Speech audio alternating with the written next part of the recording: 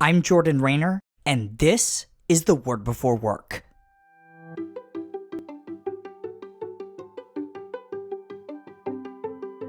Today we're reading from James 3, verses 14 through 17.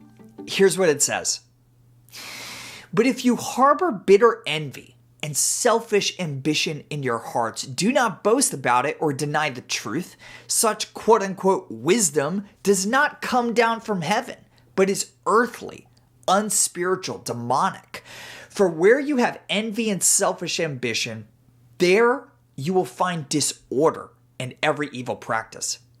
But the wisdom that comes from heaven is first of all pure, then peace-loving, considerate, submissive, full of mercy and good fruit, impartial and sincere.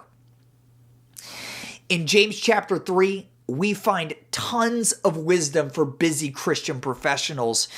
Which of us doesn't need a reminder to tame our tongues so that we might be more accurate reflections of Christ among our colleagues? But today, I want us to dig into the second part of James chapter 3 and look at the passage we just read, what the scriptures have to say about ambition. In James 3:14, James warns us not to deny selfish ambition, but to recognize it for what it is, earthly and unspiritual and demonic. Those are strong words, but James isn't finished. He goes on to say that where you have envy and selfish ambition, there you find disorder and every evil practice. What exactly does selfish ambition look like? This is what James and we have already explored in the last devotional in James 2, with the admonition not to focus on what the rich and powerful can do for us in our careers, but instead being primarily concerned with how we can serve the powerless.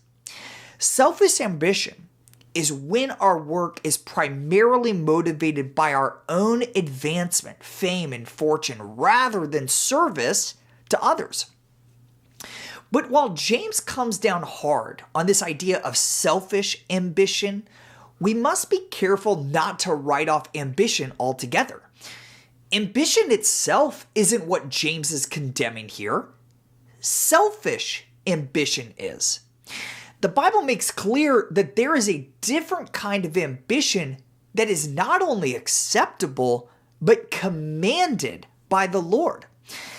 Colossians 3:23 demands that, quote, whatever you do, work at it with all your heart, as working for the Lord and not for human masters.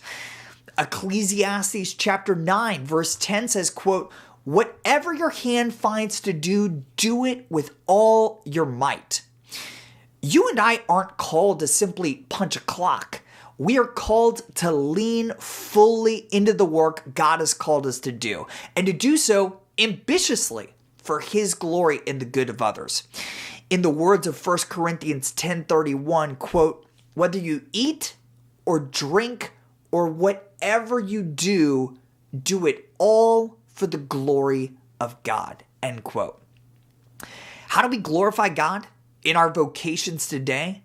By obeying His commands, summarized by Jesus when He called us to love the Lord your God with all your heart and with all your soul and with all your mind, and love your neighbor as yourself. When God's glory and the good of others is our primary motivation in our work, our ambition will be anything but selfish. Our ambition will be, as James says in James 3:17, pure, peace-loving, considerate, submissive, full of mercy and good fruit, impartial and sincere. Let that encourage us today as we ambitiously pursue the work the Father has given us to do.